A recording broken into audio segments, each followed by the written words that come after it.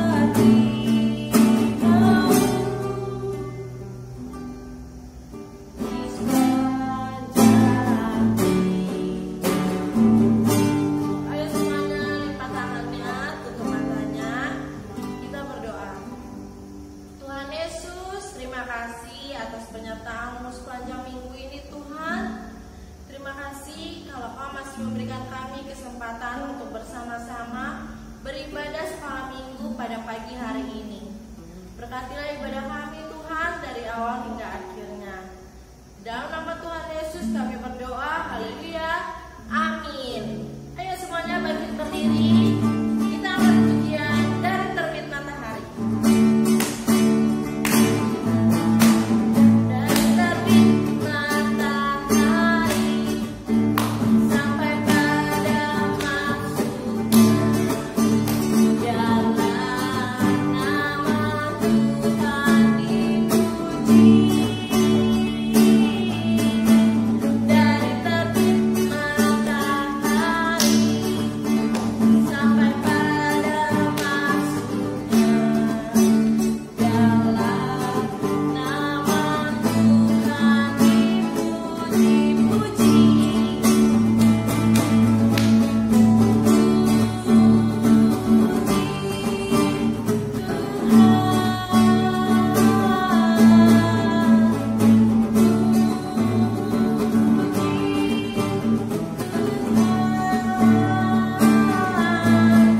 Dari terbit matahari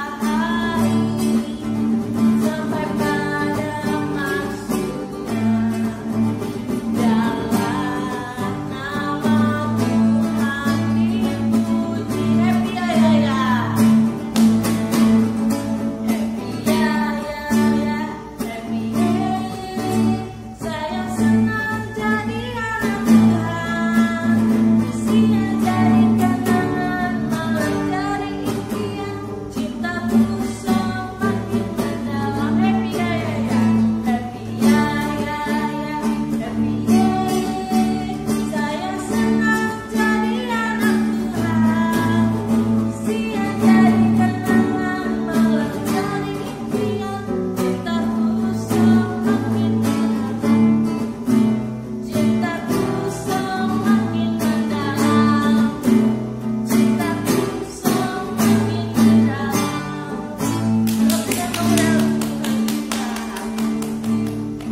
Masih tetap berdiri, kita akan mendengarkan kebenaran firman Tuhan. Mari semuanya fokus, nggak ada yang bercanda lagi. Kita akan pujian firman Tuhan ku dengar.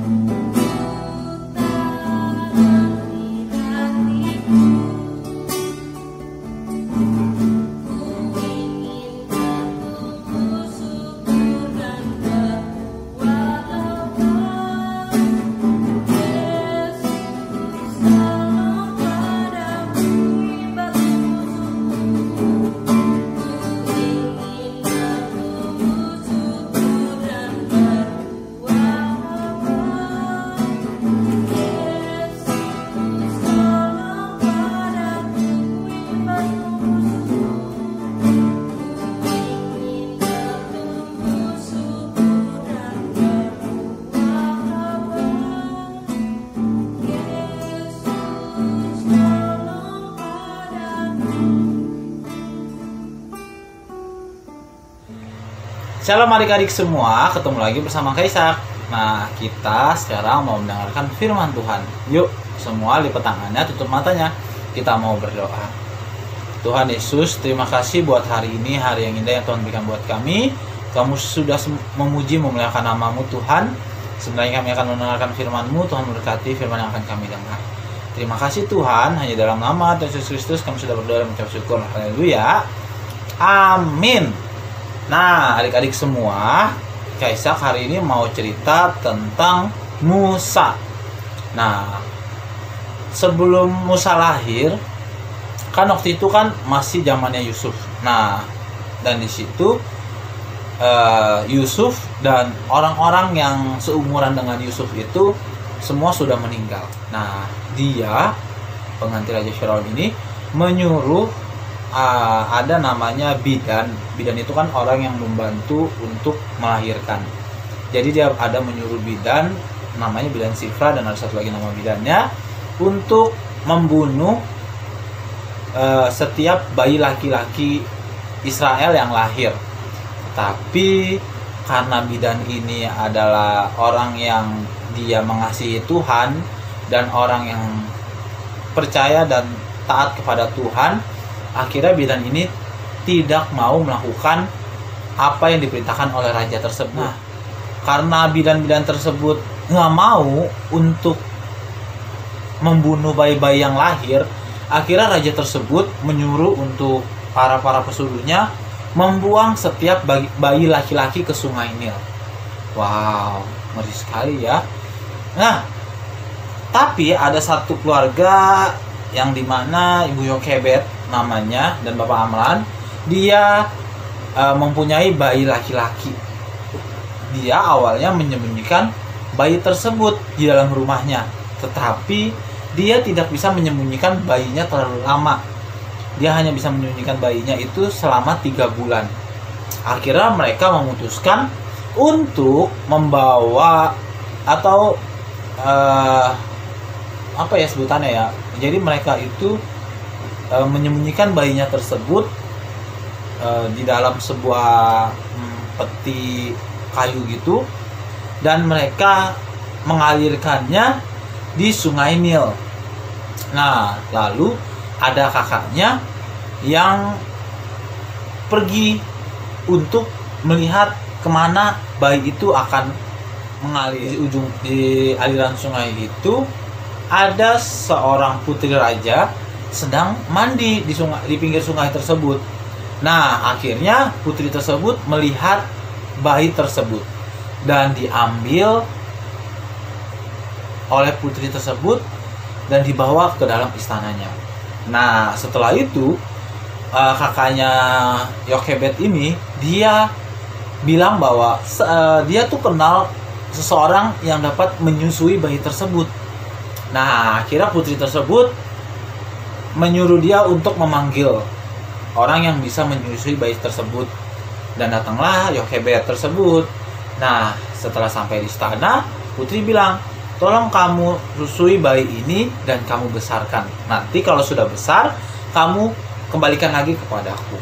Akhirnya dibawalah ke rumahnya Yokebed, dan di situ Yokebed membesarkannya. Dan bayi itu diberi nama Musa. Nah, karena Musa itu artinya diangkat dari air. Nah, setelah Musa besar, akhirnya Musa dikembalikan ke istana kepada putrinya tersebut. Nah, di situ Musa tahu bahwa Musa itu berasal dari orang Israel. Musa melihat bahwa banyak sekali orang-orang Israel yang disiksa dan dipekerjakan secara tidak wajar untuk bangsa Mesir. Akhirnya Musa diutus Tuhan untuk membantu bangsa Israel, orang-orang Israel yang berada di Mesir, dan mengeluarkannya dari tanah Mesir. Nah, nih ya, Kaisak lanjut ceritanya nih. Nah, akhirnya Musa membawa orang-orang Israel keluar dari tanah Mesir. Nah, di sini kalian lihat gambarnya kan? Kelihatan nggak gambarnya? Kelihatan ya. Nah, ketika bangsa Israel di padang gurun, mereka dikejar oleh Raja Firaun dan tentara Mesir. Nah, lihat ya. Nih. Ya kan? Nah, akhirnya mereka kedatangan, mereka kaget karena ada tiang awan yang melindungi bangsa Israel. Nah, Tuhan datang dalam tiang awan yang melindungi bangsa Israel. Nah, setelah itu apa yang terjadi? Nih, lihat apa? Bangsa Israel pun berjalan meneruskan perjalanannya. Nah, di sini nih mereka tahu bahwa orang-orang Mesir sudah mengejar mereka. Nah, mereka akhirnya berjalan dalam ketakutan, tapi mereka ingat bahwa Tuhan menyertai mereka. Lalu apa yang terjadi? Nih, mereka nggak bisa nerusin perjalanan. Karena kenapa? Karena di seberang mereka ada laut yang sangat dalam, di mana mereka tidak bisa lewat. Tapi apa yang terjadi? Nah, lihat, Musa berkata kepada bangsa Israel bahwa Tuhan akan berperang untuk kamu. Jadi Tuhan itu akan berperang untuk bangsa Israel, dan bangsa Israel akan diselamatkan oleh Tuhan. Nah, lihat, akhirnya Tuhan memerintahkan agar Musa mengangkat tongkatnya. Wow, Tuhan bilang bahwa Musa harus mengangkat tongkatnya dengan percaya. Karena Musa percaya juga bahwa Tuhan akan melindunginya dan menyelamatkan bangsa Israel, akhirnya Musa mengikuti apa yang Tuhan perintahkan. Nah, lihat. Wow, akhirnya apa? Musa mengulurkan tangannya ke atas laut, dan Musa membelah air lautnya. Kalau kita percaya sama Tuhan, bahwa Tuhan menyertai kita dan Tuhan pasti akan menolong kita, yakin dan percaya pasti Tuhan akan melakukannya. Kalau Tuhan sudah berjanji dan Tuhan sudah bernubuat, pasti Tuhan akan melakukannya. Dan akhirnya Musa mengangkat tongkatnya dan membelah laut, dan laut pun menjadi terbelah dan menjadi terberau. Untuk itu pun, dan tengah laut itu menjadi tanah kering. Lihat, kelihatan kan? Tengah lautnya menjadi sangat kering. Wow, hebat kan? Tuhan dahsyat kan? Dengan kemampuan Tuhan, karena Musa percaya, laut menjadi terbelah, dan mereka, orang-orang Israel, bisa menyeberangi laut tersebut karena mereka percaya. Nah, mereka berjalan di tengah-tengah tanah yang kiri kanannya adalah air laut. Air laut tidak rendah ya, mereka tinggi. Dan apa yang terjadi? Nah, ternyata saat mereka berjalan di tanah tersebut, tentara-tentara Mesir menyusul bangsa Israel. Tetapi Tuhan membuat roda keretanya berjalan miring. Lihat nih ya. Tuh, lihat kereta-keretanya, roda-roda keretanya berjalan miring, sehingga mereka berjalan lebih lambat. Wow, tapi tidak sampai situ saja. Tentara Mesir lebih dekat dengan mereka, karena tentara Mesir lebih cepat berjalannya. Lalu Tuhan berfirman kepada Musa untuk Musa kembali mengangkat tongkatnya, dan air laut pun kembali menutup. Dan hebatnya lagi, lihat, saat Musa melakukan itu, ternyata tentara Mesir takut dan mereka berbalik meninggalkan bangsa Israel. Wow, lihat apa yang terjadi. Ternyata air laut kembali turun. Tanahnya kembali tertutup oleh air laut. Dan tentara-tentara Mesir, mereka tenggelam. Nah, sedangkan orang-orang Israel, lihat apa yang terjadi. Mereka tidak tenggelam, mereka selamat, dan mereka senang karena Tuhan menolong mereka. Wow, hebat ya, tepuk tangan dulu dong. Nah, itulah karena Musa percaya kepada Tuhan dan Musa taat kepada perintahnya Tuhan, dan Musa percaya bahwa Tuhan akan menolong dan menyertainya. Akhirnya terjadilah hal itu. Musa ditolong Tuhan, Musa disertai Tuhan, serta bangsa Israel. Nah, Adik-adik, dari cerita ini kita belajar bahwa kalau kita percaya, kita melakukan segala sesuatu dengan segenap hati kita pasti akan ditolong Tuhan. Tuhan pasti akan menyertai kita. Begitupun dalam kehidupan kita sehari-hari, apapun yang terjadi dalam hidup kita harus percaya bahwa Tuhan pasti akan menyertai dan menolong kita. Kalau kitanya sendiri taat dan berjalan sesuai dengan apa yang Tuhan mau. Amin ya, buat firman Tuhan hari ini. Yuk kita berdoa. Tuhan Yesus, terima kasih buat firman Tuhan hari ini. Kami mau menjadi anak-anak Tuhan yang taat dan menyenangkan hati Tuhan. Kami mau seperti Musa yang melakukan segala sesuatu dengan percaya diri dan dalam penyertaan Tuhan. Dan kami mau taat selalu kepada Tuhan Yesus. Terima kasih Tuhan. Hanya dalam nama Yesus Kristus. Haleluya. Amin. Sampai sini perjumpaan kita. Sampai ketemu lagi besok. Bye-bye.